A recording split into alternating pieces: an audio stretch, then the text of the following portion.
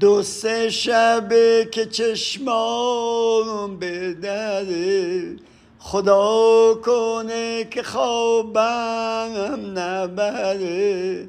تو این قفس که زندون منه، دلم گرفته و منتظره، خدا کنه که خوابم نبره. دو سه شبه که چشمام به دره، خدا کنه که خوابم نبره. در این قفس که زندون منه، دلم گرفته و منتظره، خدا کنه که خوابم نبره. میخوام که دل به دریا بزنم، به سینه حرف و یک جا بزنم، چرا کسی نمیگه به من عشق امیدم به کجا رفته؟ شبها اگه که تنها بمونه، با غصه ها توی دنیا بمونه، به کی آخه میتونه بگه اون که پشیمونه چرا رفته؟ دو سه شبه که چشمام به دره، خدا کنه که خوابم نبره.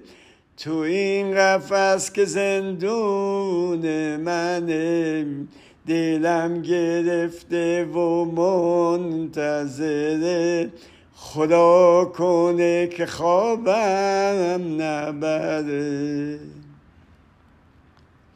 فردا دوباره پاییز میشه باز، دلش ز غصه لبریز میشه باز. ای آسمون بهش بگو پشیمون میشی، به سوز عاشقی قسم که دل خون میشی.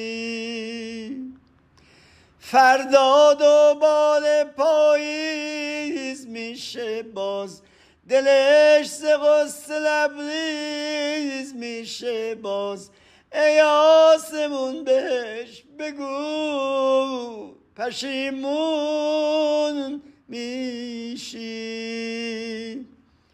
به سوز عاشقی قسم که دل خون میشی. دو سه شبه که چشمام به دره، خدا کنه که خوابم نبره. تو این قفس که زندون منه، دلم گرفته و منتظره، خدا کنه که خوابم نبره. خدا کنه که خوابم نبره.